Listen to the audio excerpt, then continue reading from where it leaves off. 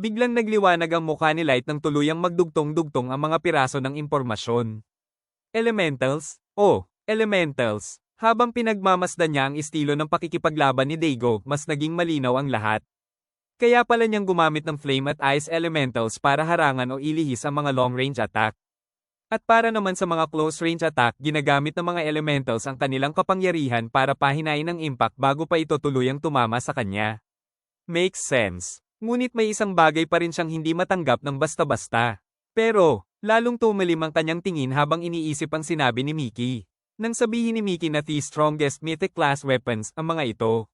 Ang ibig ba niyang sabihin ay dahil binibigyan ng mga sandatang ito ang gumagamit ng kakayahang kontrolin ang mga elementals? Bahagyang napangisi si Mera habang inilalantad ang mas nakakatakot na katotohanan tungkol sa mga sandata. Ayon kay Mickey, hindi lang basta nagbibigay sa kanya ng kakayahang kontrolin ng mga elementals ang elemental dual blades. May kakayahan din daw itong lumikha ng mga elemental na hindi pa umiiral sa mundong ito. Nanlaki ang mga mata ni Light. Lumikha ng mga bagong elemental na wala pa sa mundong ito. Bahagyang napangisi si Mera habang ipinaliliwanag ang halos walang limitasyong potensyal ng kapangyarihang iyon. Halimbawa, pwede siyang lumikha ng elemental na kayang pumatay ng kalaban sa isang tingin. O isang elemental na makapagbibigay ng walang hanggang kabataan at immortalidad. O kahit isang elemental na magbibigay ng pambihirang swerte. Saglit siyang tumigil bago idiniin ang pinaka-nakakabahalang bahagi. Sa madaling salita, kahit ano raw ang maisip ng gumagamit, posible niyang likhain. Napahinto si Light habang pinoproseso ang nakakagulat na impormasyon. Kung ganun, maaaring iyon ang dahilan kung bakit tinatawag silang pinakamalalakas na mythic class weapons. Ngunit agad na sumingit si Mera, nagdagdag ng isang mahalagang detalye. Pero sinabi rin ni Mickey na si Daigo mismo ang basta nagdeklara na sila ang pinakamalalakas na mythic class weapons. Napabuntong hininga ng bahagya si Light, may maliit na sweat drop sa gilid ng kanyang mukha. Kaya pala, sarili lang niyang pahayag yon. Ngunit habang mas pinag-iisipan niya ito, muling naging seryoso ang kanyang ekspresyon. Pero kung ang mga sandatang iyon ay talagang kayang lumikha ng mga elemental na maaaring gumawa ng kahit ano. Kung ganun, posibleng ngang sila ang pinakamalalakas na mythic class weapons. Biglang may pumasok na ideya sa kanyang isip. Nanlaki ng bahagya ang kanyang mga mata. Sandali lang. Itinaas ni Light ang kamay sa kanyang baba, napansin ang isang malaking buta sa kanilang loika. Kung ganoon kalakas ang mga sandatang iyon, bakit wala pa siyang napapatay sa atin? Agad namang ipinaliwanag ni Mera ang mahalagang detalye. Ayon kay Mickey, kahit napakalakas ng dual blades, napakahirap daw gamitin ng mga ito. Naniniwala si Daigo na hindi niya mailabas ang 100% ng kapangyarihan ng mga iyon dahil hindi pa sapat ang level niya. Mula sa malayo, muling umalingaw-ngaw ang sunod-sunod na pagsabog. Napatingin si Light sa direksyon ng labanan at sa wakas ay naunawaan niya ang tunay na dahilan sa likod ng obsesyon ni Daigo. Gets ko na. Kaya pala ganoon siya ka-obsessed sa pag-level up. Lalong tumilim ang kanyang tingin habang nagiging mas seryoso ang kanyang ekspresyon. Hindi natin siya pwedeng hayaang mag-level up pa. Tumilim ang tingin ni Light, baka sa mukha niya ang matibay na determinasyon. Kailangan natin siyang tapusin dito at ngayon. Kung hindi, baka mas maging malaking problema pa siya sa hinaharap. Agad siyang kumuha ng isang high-tier spell card. Ngayon na alam na niya ang tunay na kakayahan ni Daigo, alam na rin niya kung paano haharapin ang kanyang depensa. Ngayong alam na natin ang nangyayari, hindi na dapat maging mahirap to. Itinaas niya ang card at bigla itong sumabog sa napakaliwanag na enerhiya. Release. SSSR True Sight. Pagka-activate ng SSSR True Sight, isang kumikislap na alon ng mahiwagang enerhiya ang kumalat sa buong paligid. Tinabyo na nito ang buong battlefield at umabot hanggang sa kinaroroonan ni Nazuna.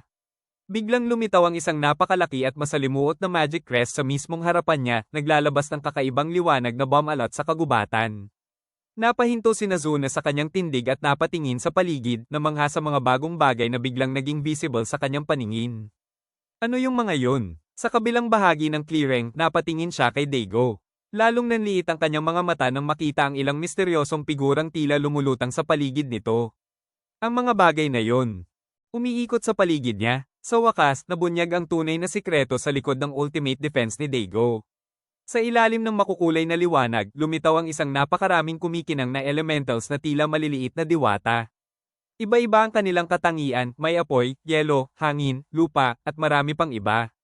Kanina, hindi sila nakikita ng iba, ngunit ngayon, malinaw nang nakalutang ang mga ito sa paligid ni Daigo.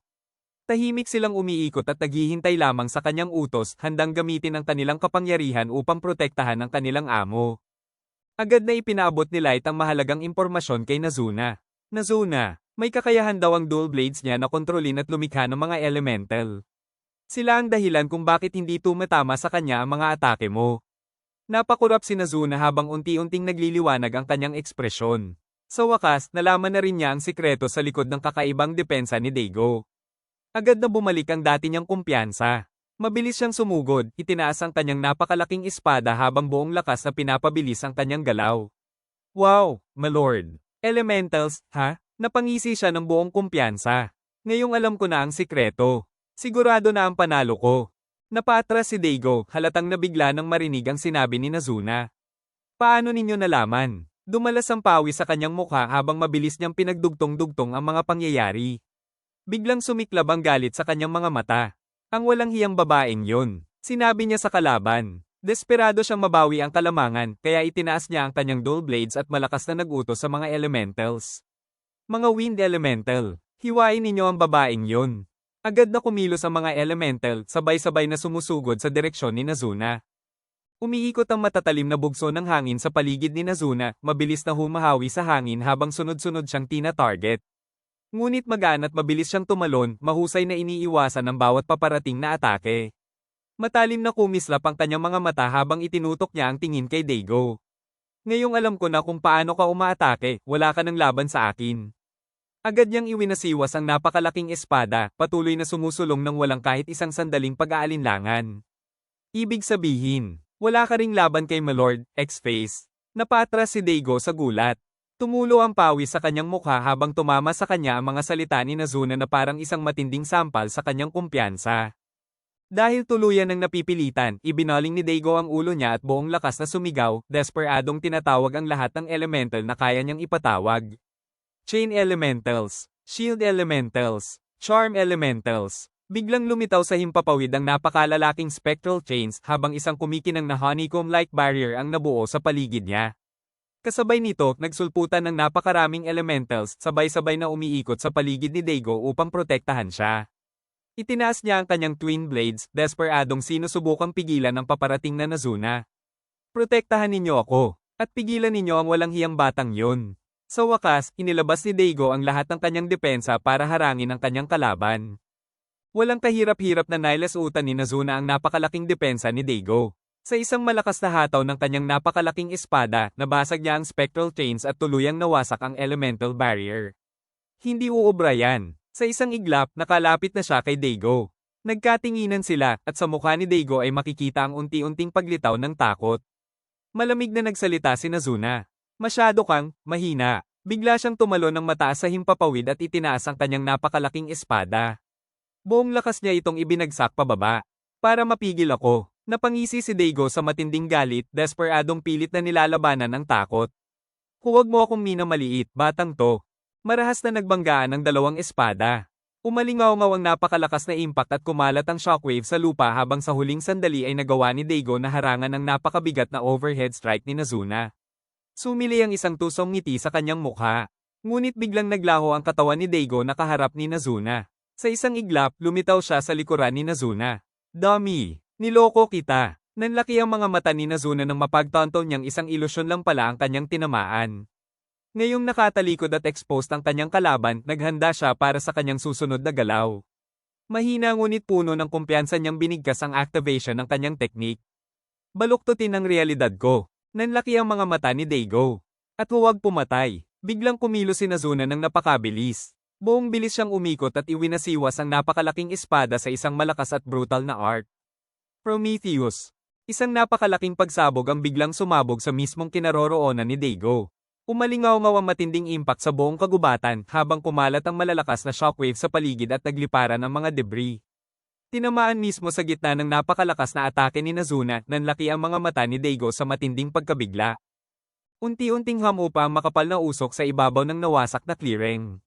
Nakakalat ang mga nabuwal at nagkapira-pirasong puno sa paligid, malinaw na bakas ng napakalakas na pag-atake ni Nazuna.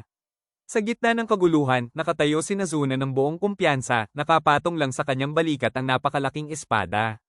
Sumili ang isang mabangis na ngiti sa kanyang mukha. Ngayong naintindihan ko na ang kakaiba mong kapangyarihan. Bahagya siyang napangisi habang tinitingnan ng bagsak na si Dago. Wala ka ng pag-asa laban sa akin.